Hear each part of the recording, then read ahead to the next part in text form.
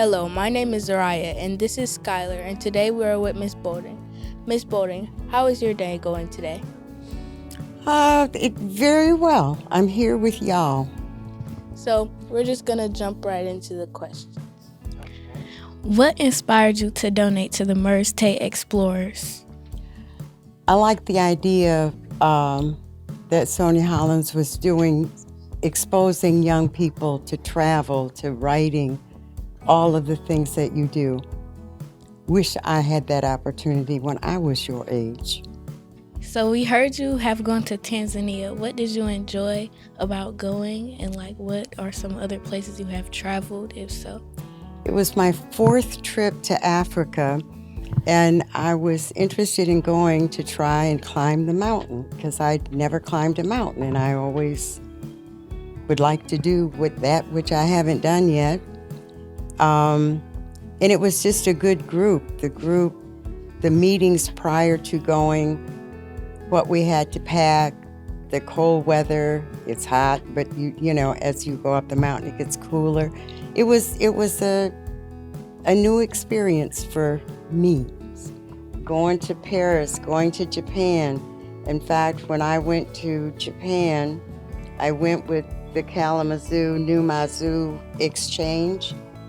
And the lady I stayed with when I was in Japan last year, she came to Kalamazoo, and she was 94 years old. And I'm like, wow, longevity as well as to travel. I don't see myself traveling at 94. I'll do good to get to the bathroom, you know? But anywhere, whether it was in London, and that was my first trip alone, and I got off the plane and I'm going into the area to get luggage, and this man says, I said, oh, it's raining. My first day here and it's raining. I'm being silly. And he said, are you an American? I said, yes, I am. He said, you should have stayed home. That's not the feeling of everybody. That was a guy having a bad day, and I was the recipient of it.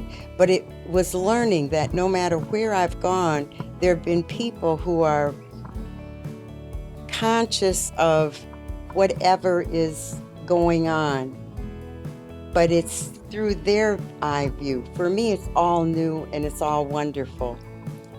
In South America, where is it, Brazil, where they have that statue of Jesus? And I told the tour guide, I would like to go to your house. And he said, you want to go to my house? I said, yes, I want to know, do you have a living room, dining room, kitchen? You know, I don't know how your house is set up. It's a different country. Things are done differently. He called his wife and we went and visited. And he said, no one's ever asked before, but that's my curiosity. I don't just want to see what a tour guide would show you. There are other things I'm interested in. I always like the terrain. What kind of trees grow here? What kind of flowers do I see? Different countries, different things. But to tell you what I liked in each place, I'm a little old lady, I can't do that anymore. But it was all good. And it's pay attention to everything. How their stores are set up. When they have outside, like here we have the garden where you go on. Do you ever go to Bank Street to the garden? Or to the, what do you call that? Market. The Bank Street Market? Right, farmers market, same thing. And in other countries, I mean, there are things lined up in numerous places. You don't even know you're looking for something or are interested, but there they are with the stands, and people are usually very interested in sharing that they're, whatever it is that they're selling. I just enjoyed asking whatever came to my mind. I did like Japan. Japan was a place where I felt like if there really was a reincarnation, I've been there before. It was very comfortable. the bells ringing, the people, 1 billion people, nobody ever brushed up. I mean, that's amazing to me, you know. I think Japan was probably the one that touched my heart the most, but I wouldn't give up any of them. They were all good trips. So, you had a past of quilting and sewing with the Explorers. Can you tell us a little bit more about that and how did you get into quilting?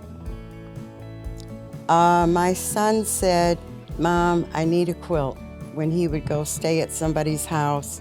So I made a quilt so he could take it with him where he went.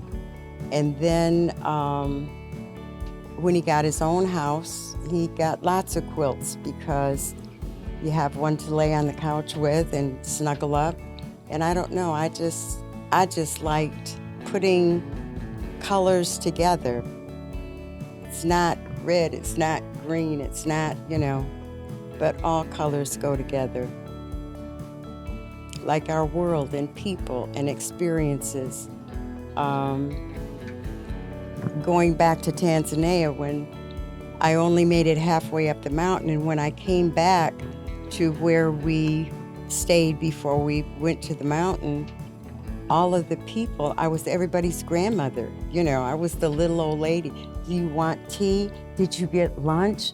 I mean, it was like, that doesn't happen to me stateside. But there I was in Africa, and all of these people treated me like, "You're not with your group, we want you to be comfortable." And that was nice to experience. And it's the same thing with quilts. Now I do quilts for nursing homes, and there's a group up at Western, kids who are out of the system, and so it gives them something to decorate their room with. So, I heard you were a teacher in the past. Where did you teach and why, and what did you enjoy about it? I enjoyed those creatures they call students. They were all so different. I always thought that moms and dads were like my mom and dad. And when I started teaching, I found out kids come from all kinds of homes. I knew that intellectually, but I knew it when they were in my classroom. When you see kids come in with bruises, and you have to tell people, you know.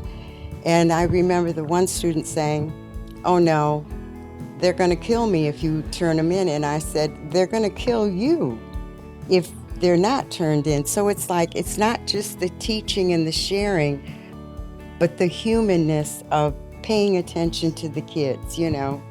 I liked all of that, all of it. They were like my kids. When you come through my door, you're mine. I holler at you, sit down, you know. It was comfortable. It was comfortable loving on kids. So, you've traveled to many places. Where else do you want to go?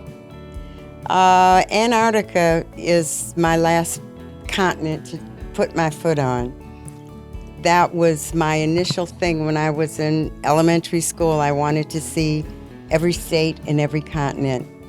And I've seen 50 states, and I've seen 6 continents, like I said, with 4 trips to Africa, but I've not seen Antarctica. I'd like to put my foot down there too. So once again, why do you donate to the Merze Tate Explorers? Because I like seeing young women having the exposure, the experience, the opportunity, whether it's making a quilt or taking a trip. Merze Tate seems to be doing, you know, she's got that going on with Sonia Hollins, and that's a good thing.